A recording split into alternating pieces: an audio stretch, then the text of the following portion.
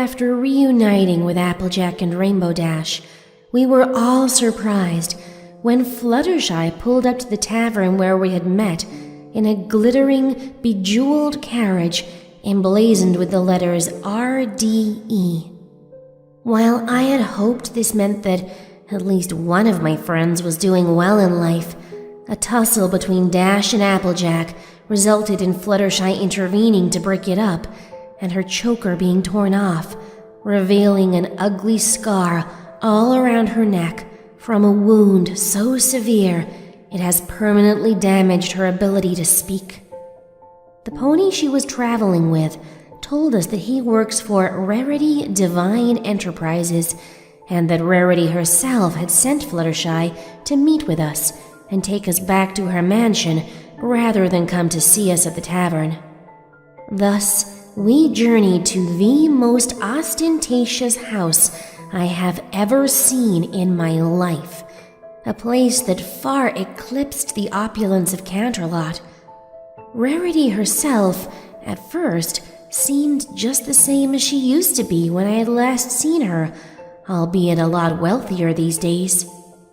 When talking with her one-on-one, however, I was shocked to hear the way she talked about her friends, so cruelly and unsympathetically that it left me reeling and wondering just how much she has really changed after all.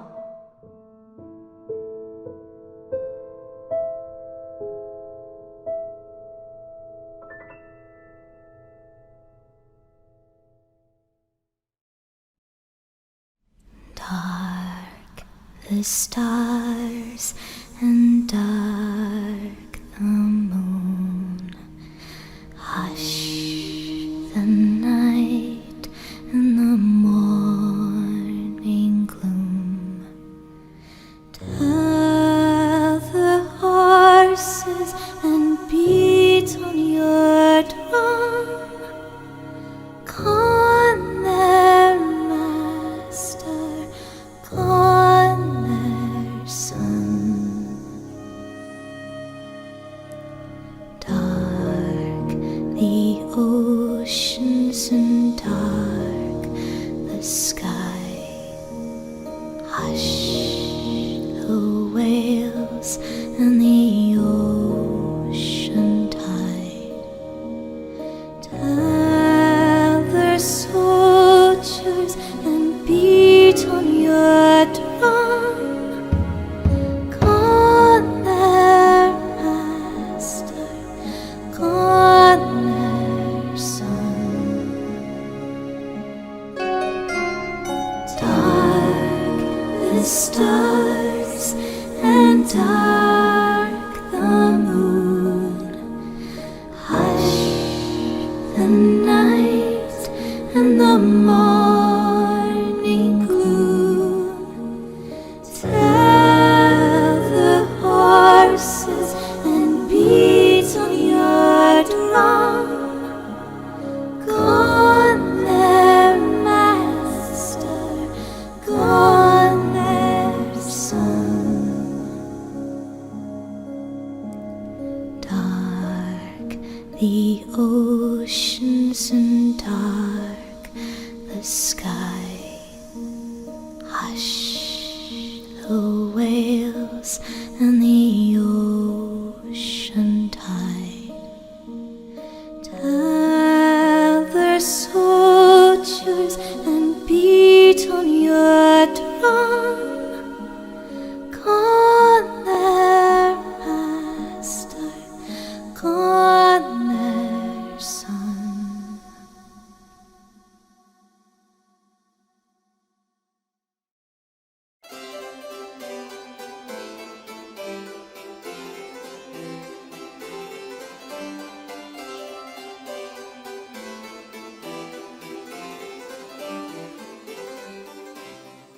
And I said, "Fancy pants, my dear sweet summer child, you cannot possibly be serious, wearing white after Equestria Day?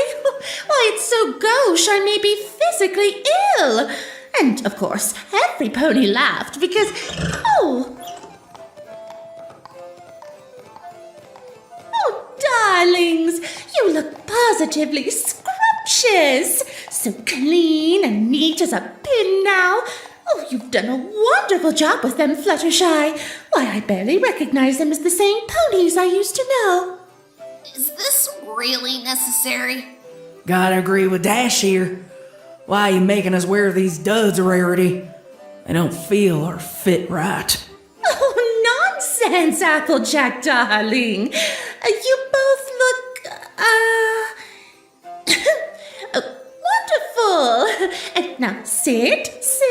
Dinner will soon be served. Fluttershy, could you please be an absolute delight and go check on how Chef Cheval is doing with our meal?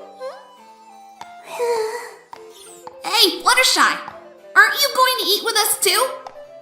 Fluttershy? Hey! Don't leave so soon! Leave her be, darling. She's fine. I beg to differ on the word fine.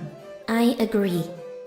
So, Rarity, we're all here at dinner. You promised to explain about what happened to Fluttershy. Well, I was going to start with the fabulous story of my rise to the top, but I suppose as she isn't here to get upset, I can tell you that part of the tale first. I'm afraid I can't tell you every detail, as the poor thing hasn't been able to speak since I found her. I can, however, tell you how I found her. Slave traders had... What? What do you mean, slave traders? What was she doing with them? And what were you doing involved with slavers, Rarity? Slave traders? In Equestria? That can't be true. I'm afraid it's true, Twi. I've taken down a couple in my travels. I try to sneak out ponies out of Equestria and sell them in countries outside our borders, where ponies can just disappear without a trace. Or they bring in non-pony folk to sell to equestrian ponies who think it's okay to own other creatures because they ain't ponies. Damn dirty bastards. A lot of them. But Princess Luna never said anything about... Princess Luna don't know half of what's going on in Equestria. She knows the noble ponies and all their infighting and politicking, but us common ponies? Well, we've had to fend for ourselves while she figured her shit out after Celestia died. If I can continue my story, I will get to all of that shortly. Now then, from what I understand, after you left and went missing, Twilight, Fluttershy became more and more obsessed with helping animals. I think she got some sort of comfort and peace from helping them, and that aided her distress when we received word of your presumed death and Princess Celestia's actual passing.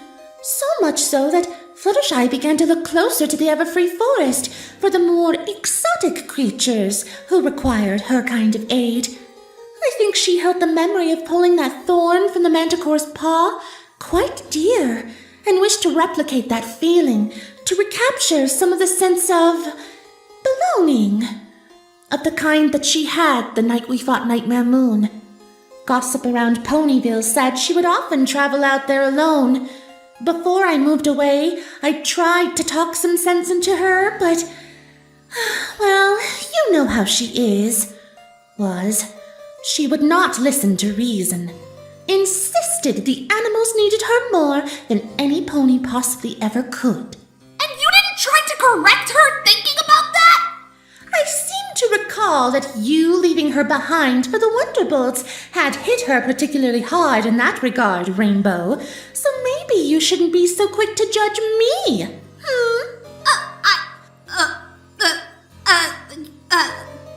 Well, one can only assume that at some point on one of her forages beyond the safety of Ponyville's outer limits, she was filly-napped by a group of griffin slavers. I'm not sure for how long she was in their captivity, but judging by the damage from her slave collar, I would assume it was a long time. I had written to her many times from Manhattan, but I'd never heard from her. I assumed she had no more need of pony friends and had given herself over completely to her animals. Unbeknownst to me, absolutely no pony knew where she had gone. Her cottage fell into ruin. The last I knew, the Everfree had encroached over it completely, and her house had reverted to being just another tree. Oh, how awful. Poor Fluttershy. Well, a few years ago my business was truly taking off, and I needed laborers to do some of the, manual labor. And I will confess I did dabble a little bit in the black market. My funds were short, what with the overheads of expanding into Manhattan, the rising costs of fabric and other materials, Sweetie Belle's private boarding school, my parents reliant on my income to keep them comfortable, and what with the economy being what it was after Princess Celestia was... Princess Luna gave us all hope, but the markets are capricious things. Hope isn't always enough to keep prices at a point where a young, upcoming fashionista is able to make a name for herself by strictly legal means. What I'm trying to say is, I know it was very unladylike to seek cheaper options, but I was a young, naive, silly mare who could not possibly have foreseen... Rarity, stop trying to justify yourself and get on with it. Yes. Well, I happened upon a set of griffin, merchants who promised they could employ ponies at a cheaper rate than any of the other building firms I had approached for quotations. Now, girls, you have to understand at this point that I treat all of my workers fairly and never had any intentions of treating them as actual slaves. However, they were marketed to me. They're all paid a fair wage here, have excellent living quarters, 3 square meals a day, a community of like-minded workers with whom to socialize on site, and besides, who would not wish to work surrounded by all the beautiful things I create? Why, that's practically a payment in itself. They've got everything they could want, except the ability to leave, right? While these merchants were explaining their business model to me, I was taken to meet their workers.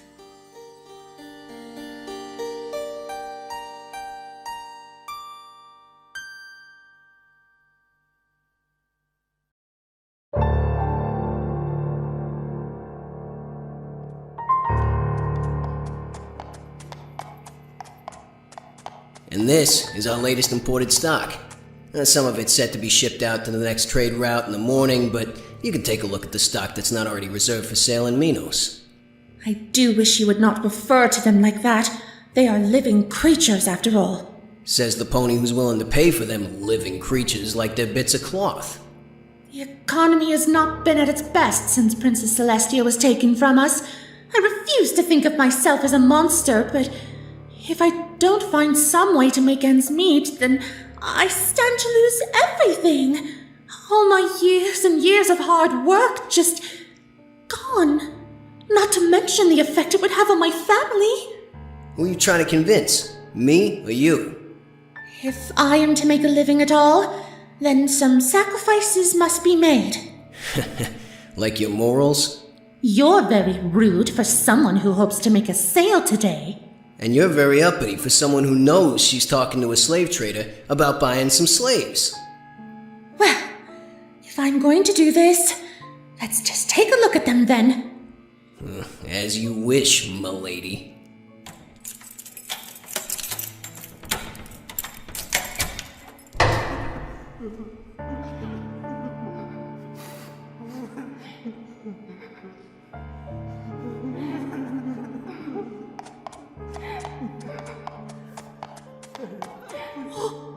Oh my goodness, they're ponies! Well, what did you expect? I don't know. Yaks or minotaurs or other griffins or something, but not ponies. So you were willing to buy them as long as they weren't your own kind? Yeah, you're totally not a monster, m'lady. Why are some of them in cages? They're feisty. The cages are a training tool. We call it crate training, like with dogs. Sweet Celestia. She ain't here anymore, lady. If she was, you'd better believe you wouldn't be talking to me right now. And not just because of your economy. Equestrian borders are a heck of a lot easier to travel through these days. Royal guards don't even check our cargo anymore. I wouldn't be surprised if the new Night Princess is a fan of slavery herself. It was legal back when she was last around, after all. Who are you trying to convince? Me or you? Touché. Now, are you still interested in buying some of our product, or have you lost your nerve? I can't! It's too horrible! Okay. Then I guess you'll be leaving to find some more expensive employees who fit your pony sensibilities more. I'm sure you can afford to keep your business afloat while paying their taxes and wages and overhead costs you have. You're rich, right? No, wait! I will inspect your products, but do you have any non-pony varieties? Sure. Follow me. They're in the next room. You mean we have to go through this one to reach it?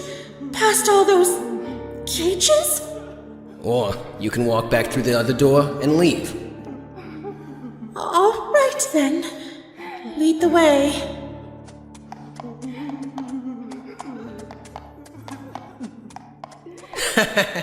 You hiding your face with your mane? Holy crap, you ponies are too much.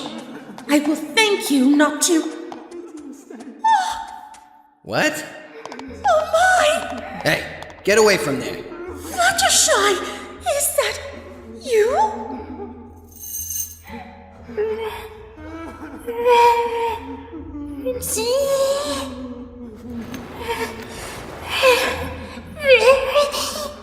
Oh, darling.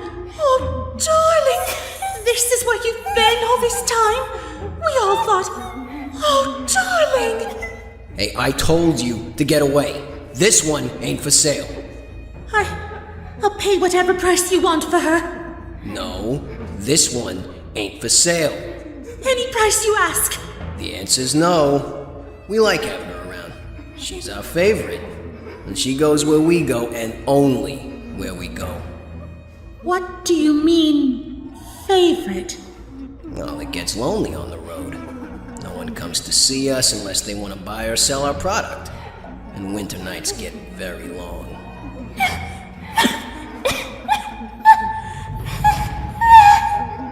Oh, my. So, like I said, this one ain't for sale. Now get away from that cage, lady.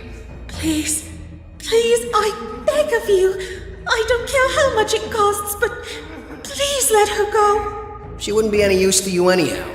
You want product to sew and work and make clothes and shit for you. This one can't even talk anymore. One of these boys got too rough pulling on the collar one too many times. Plus her leg got busted last time and it ain't finished healing yet. And if I say that if you do not release her from captivity, I will take this place apart bit by bit with my magic and destroy every inch of it until it's nothing but rubble? I'd say the anti-magic enchantments on the place were made by unicorns much more powerful than you, little pony. And there are more of my guys outside this door than you could fight your way through while carrying this pony and her busted leg. Oh. I was planning to buy several items today. At least 3 based on the price you quoted me. But I will give literally all of it to you in exchange for her. All of it. For one pony. A pony you freely admit is damaged. Still no. What will it take for you to give her to me? Well now, I can think of a few things. You could take her place. What? I guess we could replace her with one of the others we picked up on this trip. But we won't have time to break another one in before we leave for Minos. You agree to stick around here with me and my guys until we leave, and I'll consider letting you buy your friend here.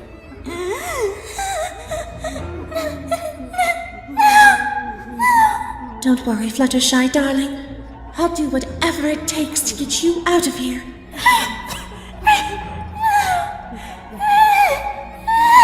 I agree to your terms on the strict contractual obligation that you let us both go tomorrow alive when you leave. And I want that in writing. You ponies. You really are too funny sometimes.